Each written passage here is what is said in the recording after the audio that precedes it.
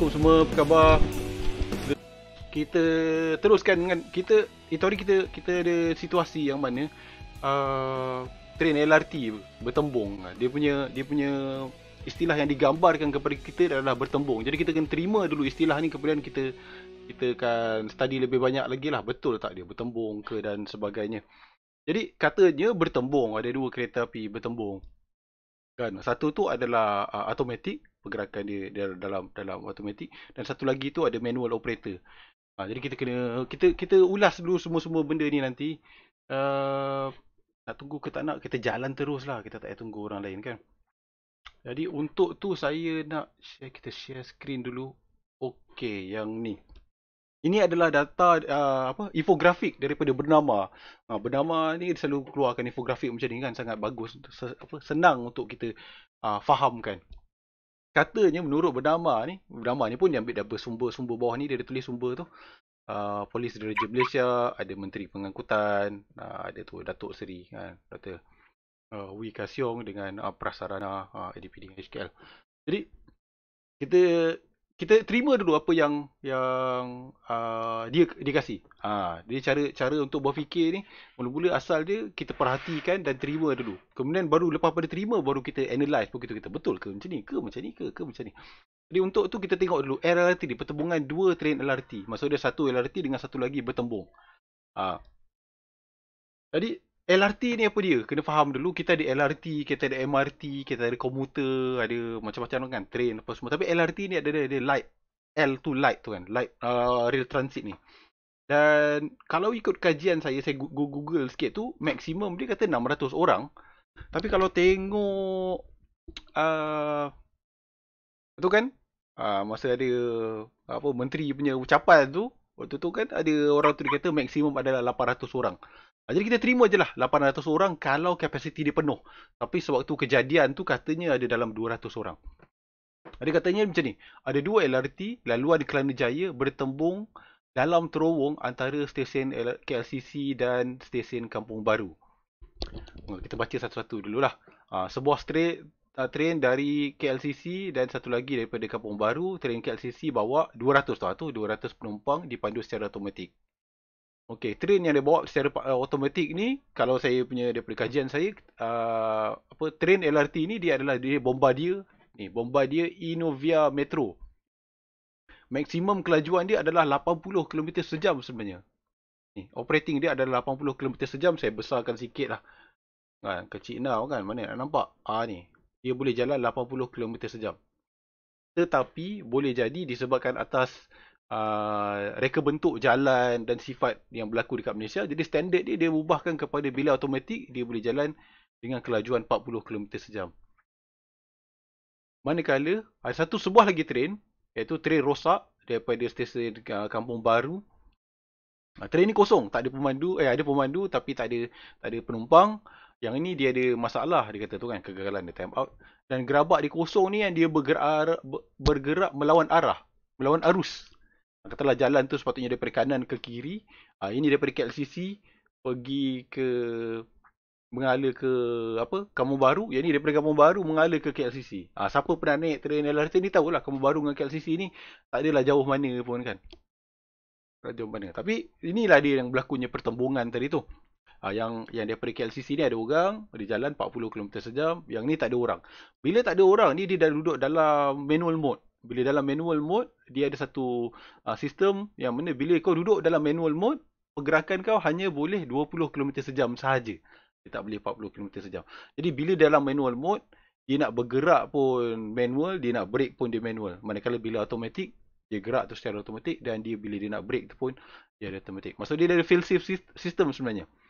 Bila dia bergerak 40 km sejam, bila dia terasa yang ada satu benda yang ada di hadapan, dia akan brake secara automatic, fail safe system ya. Okey, dia kata ada siasatan, pasukan siasatan dan sebagainya. Yang bawa siasatan ni kita tak tahulah. Dan dia katakan ni adalah ketika bertembung ni, train dari Kampung Baru bergerak 20 km sejam, train dari KLCC 40 sejam, gerbom, hentam itu macam.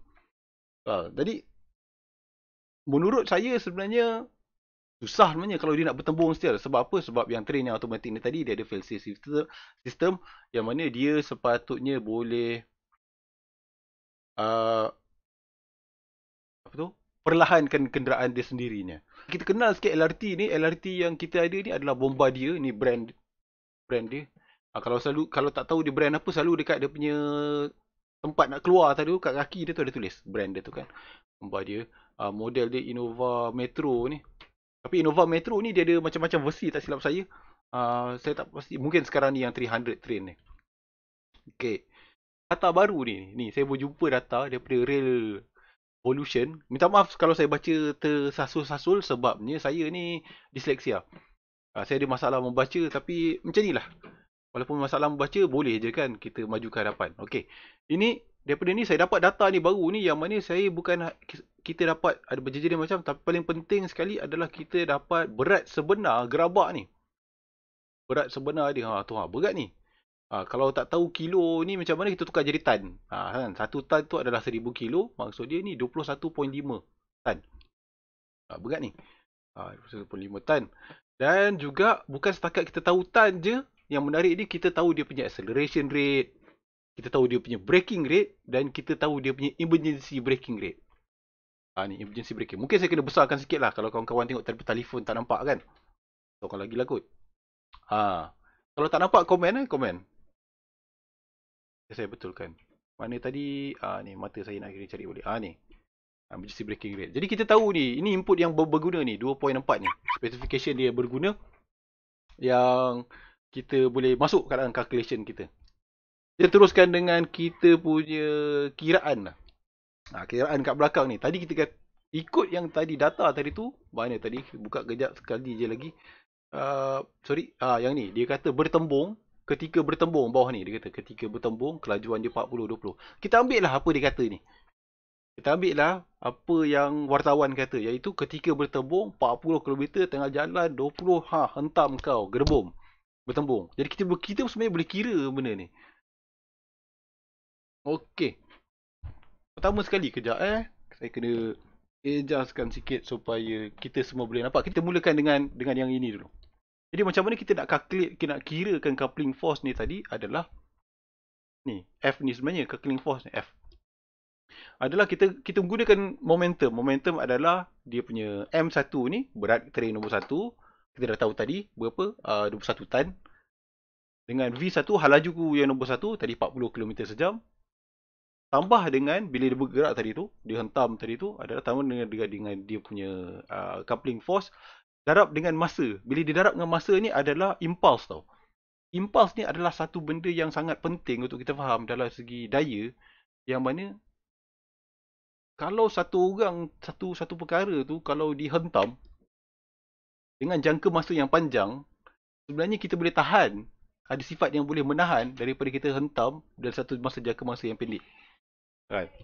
Jadi kita akan tengok nanti apa kesan dia kepada masa ni tadi. Saya ada buat variable dia masa. Dia antara benda yang susah dalam calculation ni, kebiasaan dia untuk orang yang biasa adalah formula dah ada. Tapi aku nak kira macam mana? Banyak benda tak tahu ni. Nanti saya tunjukkan juga. Bila dalam banyak benda tak tahu, apa yang kita boleh kira. Tapi selain pada tu adalah, kita tengok yang ni, calculate dia adalah momentum selepas bertembung. Ni sebelum, bahagian sini sebelum bertembung, tu selepas pada bertembung. Kan? Ada benda yang kita tak tahu dalam ni adalah V2 ni tadi. Ni kita tak tahu. V2 yang mana V2 ni kita boleh calculate menggunakan pengiraan momentum biasa. Momentum sebelum dan selepas. Jadi kita terus share screen ni. Saya buatkan Excel. Okey, ni Excel sheet. Kiraan-kiraan apa semua. Kita naikkan dulu ni tadi. Saya tunjukkan ni. Ni kita ada halaju. Salah. Ejaan. Tak apalah kan. Halaju train pertama, halaju train kedua, pertama 40, kedua 20. Berat yang sama. Abaikan yang passenger, berat passenger dulu. Nanti ada kiraan yang berkenaan dengan passenger. Mungkin kita akan lompat dan pergi terus je nanti. Senang. Dan ini adalah kiraan dia yang mana apabila dia hentam tadi tu. Kan, berat yang dia, mungkin kita letak koma so jadi senang nampak sikit. Berat dia adalah sama macam berat dia sendiri. Hampir sama macam dengan berat dia sendiri. Ini kita assume ni. Ni kita tak tahu ni. T ni tadi kita cakap kita tak tahu. Katalah kita tak satu lah senang. Tak satu. dalam 1 saat. Kalau dia bertembung tadi tu, boom, 1 saat dia melekat. Tadi tu kita assume sebab dia langgar, dia tak melekat terus, dia akan hantam ke belakang. 1 saat dia melekat. Dan dia punya daya yang yang berlaku je impact tadi tu adalah, kalau tak faham dalam bentuk Newton, kalau tak faham dalam bentuk dia, kadang-kadang Newton ni kita susah nak orang kata hadam dalam kepala. Kita faham dia dalam bentuk kilogram. Kilogram kita tahu kan, 1 kilogram banyak mana. Ini gerabak yang hadapi. Tetapi kena tahu tetapi dia. Tetapi kita tahu calculation saya ni sebenarnya lebih sesuai untuk kereta, bukan untuk kereta api. Terus saya cakap calculation saya ni berdasarkan kereta. Sebab apa? Kereta adalah satu unit. Satu unit yang homogeneous, dia seekor je, sebiji, sebuah je, dan dia hentam dengan kereta lain ke, dengan dinding ke apa. Tapi dalam keadaan ni dengan kereta lain lah. Kan, hentam macam tu. Tetapi kereta api ni sifat dia adalah bersusun. Dia ada 1 biji, 2 biji, 3 biji, 4 biji. Kan? Dia susun. Jadi apabila yang depan tu menghentam satu perkara di hadapan, kena tahu yang belakang juga akan menghantar dia punya momentum ke hadapan, ke gerabak yang hadapan. Yang 4 akan hantar ke 3, 3 hantar ke 2, 2 hantar ke 1. Jadi dia ada kolektif momentum yang dihantar ke semuanya. Ke semuanya. Pengiraan kita tadi tu adalah 21 tan tadi tu tidak mengira sifat ni. Tidak mengira penghantaran antara setiap satu ni tadi. Saya tak kira. Saya tak kira. Yang tu kita kena biar pakar yang lepaskan lah. Takkanlah semua kita nak kira je kan. Kita jalankan terus. Apa kita nak jalankan terus? Kita tengok graf pula. Tak payah tengok table. Kita tengok graf. Kita tengok graf terus. Dengan graf ni jadi, ini graf apa jadi, tak ada break. Dia tak ada break. Dia hentam je terus. Bila dia hentam terus, kita boleh tengok ni tadi. Dengan coupling time yang lebih panjang. Kita mempunyai gravitational force yang lebih tinggi. G-force tadi tu sikit. Tapi dengan kalau lagi pendek, lagi tinggi G-force tadi tu. Tapi coupling time ni yang last kali tu. Masa dia hentam tu. Kalau dia crash, dia boleh absorb benda tu. Maksudnya kita memanjangkan coupling time. Sebenarnya kita merendahkan G-force tu. Orang dapat dekat orang lebih ni. Cumanya benda ni berbalik-balik kena, sepatutnya dia ada, kita tak boleh dapat best for the both world. Kita kena balance dengan yang mana pemandu tadi tu ataupun occupant dekat dalam kereta tadi tu, apa pula safety features yang ada dekat dia untuk dia selamat daripada sifat-sifat yang cramping apa semua-semua ni lah. Okay. Ni kita cerita pasal dia. Jadi kita dah dapat tadi kan sifat time tadi tu. Daripada formula kita ada dan ada benda variable yang kita tak tahu. Sekarang ni bila kita dah plot graph, dia dah jadi macam banyak benda kita dah tahu. Jadi kalau coupling time dia waktu sekian, dia punya banyak segini, dan kalau ni lagi tinggi. Okay. Ni tersambung keduanya untuk yang tengah, kolom tengah-tengah. Yang mana kolom tengah-tengah ni kita ada, kita kira masa.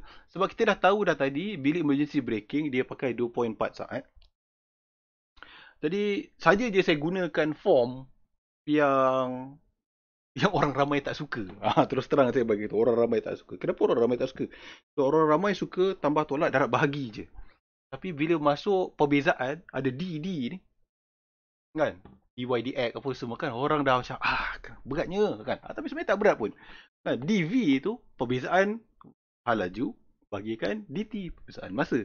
Itu je. Apa DV tu? V2 tolak V1. V2, kan? Dia nak duduk dalam keadaan kosong, berhenti. Kosong lah. V1, 40 km sejam. Tapi bila kita buat pengiraan, kita tak guna kilometer sejam lah.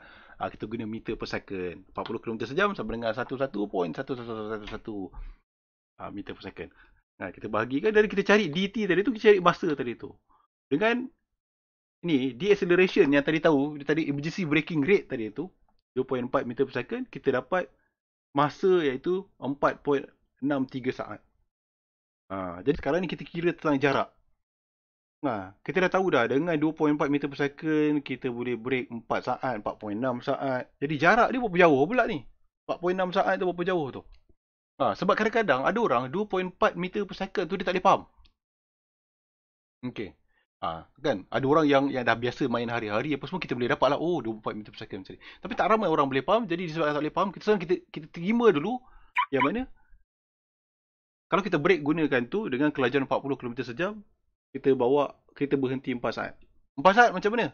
Bayangkan kita naik motor atau naik kereta kan, 40 km sejam kan, lepas sekolah tiba ada budak melintas, kita pun break. Brake. Kan? 1, 2, 3, 4. Baru berhenti. Lama tak? Lama kan? Lama kan? Lama tu sebenarnya. Lama kan? Sebab kita nak menanti keadaan berhenti. Dah ada budak ni kat depan. Apalah nasib kau budak ni. Salah kalau tu. Kan?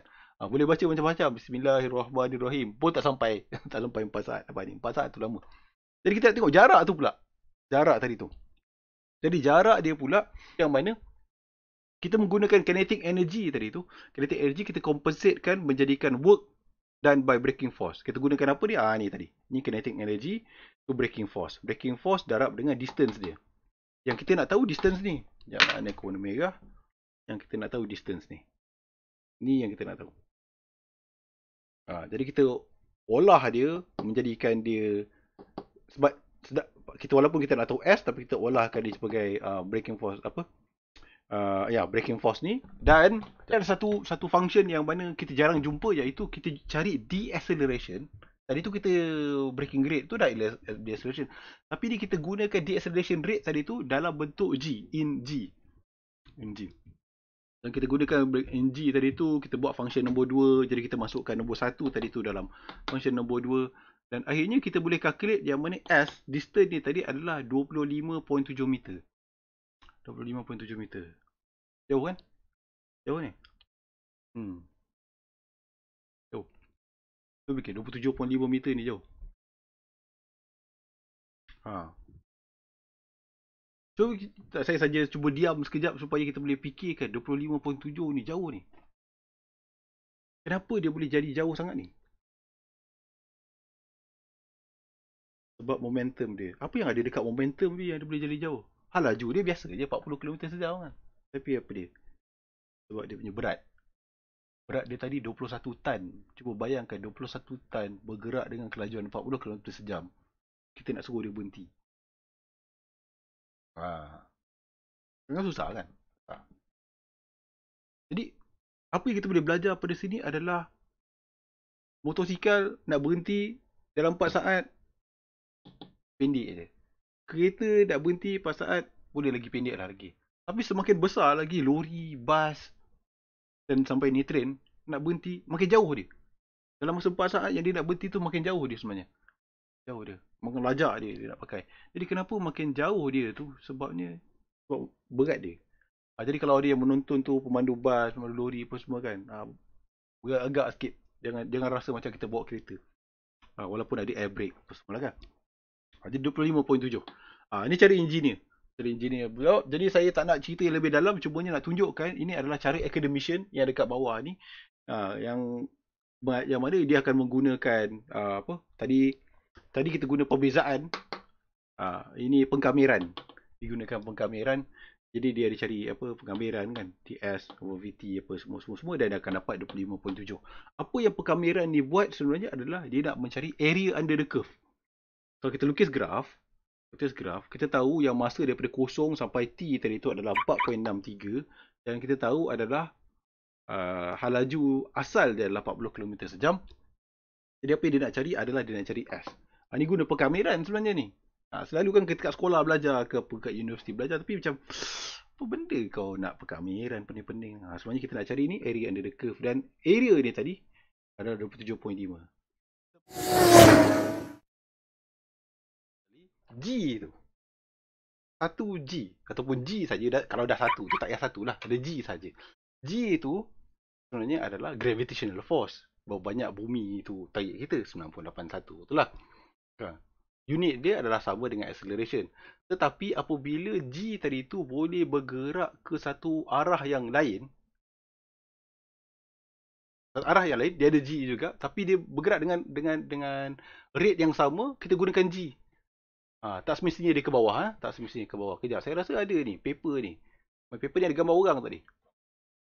Gambar ni. Paper ni ada gambar orang ni. Ni terima kasih kepada Nick Nasri. Nick Nasri tolong kasihkan saya paper ni. Ni. Ini paper ni dia tajuk dia, kita cerita tajuk dulu, adalah Human Tolerance and Crash Survivability.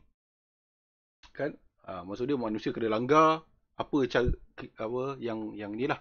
Cumanya dia punya kajian fokus kepada helikopter. Okey, yang tadi kita nak sampaikan tadi sebenarnya pada bahagian ni, yang mana G tadi tu bukan hanya pada G gravity ke bawah. Tapi ni nampak ni, orang ni kan. Katalah tadi tu kan. Ke depan ke belakang tadi tu. Ni dah ni. Kita dah pakai seat belt. Ke belakang dah tak boleh dah dengan seat dah lah. Tapi bila kalau kita brake ke apa, kita ke depan lagi. Badan kita boleh ke depan lagi tu kan. Kenapa dia buat badan orang ni boleh melantun ke depan macam ni? Sebab kapal terbang yang dia nak tunjukkan ni, ni seat belt, kalau pakai seat belt dekat waist je, dekat pinggang je. Ini seat belt kalau pakai sekali dengan ni 5 point ni. 5 point. Nampak? Jadi dia boleh badan je sampai orang tu boleh terbaling. Ni dia tunjuk curve kepala dan curve tangan. Ni ke tepi pula. Jadi G tadi tu bukan hanya atas bawah Jazrul, bukan G tu atas bawah je, tapi ikut pergerakan kenderaan. Sama macam F1. Rasa dalam paper ni ada tulis F1 kan? Kalau tak ada paper ni, kejap ada satu lagi. Bukan paper ni, kejap. Ada. Patut ada buka satu lagi. Ada paper lagi satu ni. Untuk kita tahu tentang pasal G ni, how many Gs ni. Standing on earth, berdiri atas bumi ni 1 G. Jadi 1 G ni dah kita semua dah tak rasa lah ni. Melainkan kalau kita pergi bulan, baru kita terasa lah sebab ada perbezaan. Tapi bila kita naik roller coaster, G ni. Apa kita nak faham tentang G ni, kadang-kadang orang tak faham kan. Berat badan awak katalah 70 kg. Berat badan awak. 70 kg awak tadi tu berlandaskan pada 1 G ni. Sebab kita darabkan, bila kita nak calculate tadi tu, mass awak, berat awak 70 kg, darab 9.81, awak dapatlah dalam bentuk Newton. Itu kadang-kadang orang tak boleh faham Newton ni sangat. Tapi kita senang macam ni lah. Nak kasi kita semua faham. Berat awak 70 kg. Bila awak naik roller coaster, kan, roller coaster tu dia turun ke bawah, daripada naik atas, dia turun ke bawah, lepas tu dia nak naik atas balik, katalah dia dah jadi 3G, 3.5G. Dia nak naik atas balik jadi 3.5G. Maksud dia apa? Maksud dia panjat tu, berat badan awak daripada 70 kg tadi tu kena darabkan dengan 3.5. 70 darab 3.5. Itu perasaan awak sekarang tu. Berat badan awak dah bukan 70 dah. Berat badan awak dah 70 darab 3.5. Okey, sekarang ni bayangkan pula ni. Ni a slap on the back. Rajin pula ada kajian buat slap on the back ni kan. Tapi ni dah ada Formula 1 ni, F1 ni kan. F1 ni dia kata 5G. F1 ni 5G. Jadi 5G ni maksud dia katalah F1 ni dia punya 5G ni acceleration dengan cornering kan. Cornering tu dia variable, tapi acceleration tu katalah 5G ni. Maksud dia bila dia tekan pedal biar tu, melekat je dekat seat dia ni. Katalah berat badan dia 70 kilo, tadi 70 kilo darab 5 kali ganda. Tu macam ni dia melekat. Dia melekat. Macam ni dia melekat. Jadi dah tahu dah kenapa gaji dia mahal kan semua kan. Jadi kena ada physical fitness dan sebagainya. Okey, kita sambung terus. Tadi kita dah kira banyak-banyak. Takkan kira je kan. Jadi sebenarnya ini dia tugas engineer. Selain pada engineer, kira atas kertas macam tu. Ini kira atas kertas lah. Ni saya tunjuk kat whiteboard untuk kita semua tahu. Yang mana kita boleh tengok pula apa beza distance tadi tu kan. Kita dah kira tadi tu distance kita berapa distance tadi? 25.7. 25.7, minta maaf. 27. Sekarang ni saya kirakan pula untuk awak gunakan formula yang sama. Saya olah sikit. Macam mana pula kalau distance dia tadi tu ini impact to passenger. Impact to passenger by distance. Okey, betul. Baru saya tahu. Kan? Banyak sangat kira ni sebenarnya ni. Banyak sangat kira. Kan? Orang rumah tolong juga kan, kalau tolong kira. Jadi dua kepala lagi kan. Lagi bagus daripada satu. Sekarang ni kita kira pula macam mana orang kat dalam train tadi tu. Kita duk cerita train. Kita nak cerita orang kat dalam train tu pula. Jadi orang kat dalam train ni, sebelum kita buka tu, okey, orang kat dalam train ni, apa tadi yang nak tunjuk tak ada, tunjuk muka sendiri je dah. Okey, orang kat dalam train tu, sama ada berdiri ke apa, kita kena tahu yang tak semua dalam bentuk duduk. Dan itu yang antara sebab dia kenapa dia kalau duduk pun kebanyakannya bukan duduk menghadap ke depan, dia akan duduk menghadap ke tepi supaya kita akan mengencut lah. Jadi orang tadi tu dia akan Macam tadi kita kata bila dia break dia akan terbang apa semua, dan disebabkan bila dia akan terbang itulah kita nak kirakan berapa jauh dia tadi tu. Orang tu dengan berapa jauh. Jadi katalah satu orang tu, saya saja buat dalam sentimeter sini. Sebab saya lockkan dekat 1 meter. Jadi satu orang tu dia jauh dengan sesuatu halangan. Satu orang dia jauh dengan satu halangan. Maksud dia lagi jauh dia dengan satu halangan, lagi rendah G dia. Sifat untuk memperlahankan ini di acceleration dalam tujuh. Maksud sifat untuk memperlahankan dia daripada bergerak tadi tu. Jadi satu orang tu dia dengan tiang ke apa kan dia. Hantar dia habis. Okey, kita patah balik tentang impact passenger by distance ni adalah kita gunakan kiraan yang kita cerita tadi kat belakang tadi tu, tapi kita ambil beberapa variable yang kita ubahkan. Formula yang sama, pertama sekali kita ubahkan je dalam bentuk distance collision tadi tu. Berapa jarak. Tadi kita dah tahu distance kereta api. Sekarang ni kita gunakan sistem yang sama, formula yang sama, tapi kita implementkan dia juga kepada passenger. Dia jadi berat daripada 21 tan tu tak guna 21 tan lah. Kita gunakan berat 70 kg. Kita ambil badan kita lebih kurang lah Asia 70 kg. Yang mana kita ada distance collision, jarak macam mana kita hentam dengan sesuatu. Jadi ada tiang, ada lantai, ada apa ke kan. Kalau lantai kita jauh lah, kita berdiri, kita nak hentam ke lantai tu jauh.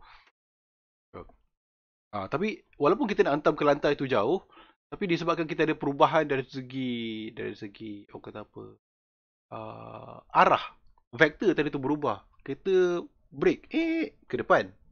Ke depan kita tersembam ke lantai tadi tu. Bila tersembam ke lantai dia ada impact daripada gravity juga. Jadi itu sebab kalau kita tengok yang mana hentam-hentam atas lantai, kita tengok yang banyak berdarah tu banyak atas lantai. Kalau kita tengok kesan-kesan. Jadi ini adalah dia yang mana impact seseorang passenger dengan distance dia. Jadi kalau dia duduk dengan satu tempat tu yang dekat, hentam dia tu, kita dapat G dia yang sangat tinggi. Sangat-sangat tinggi ni.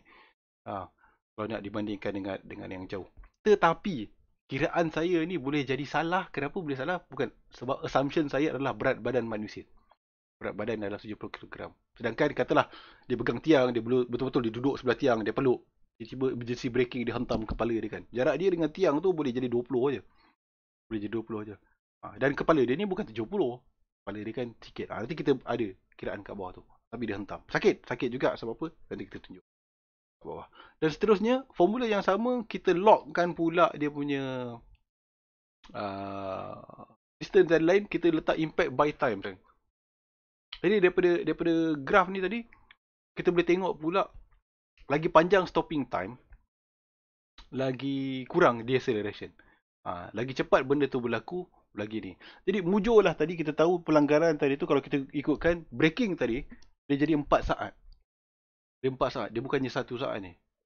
Jadi dia panjang lagi, melirik lagi ke hujung-hujung sana lah. Jadi mungkin kita boleh clipkan dia kejap. Saya clipkan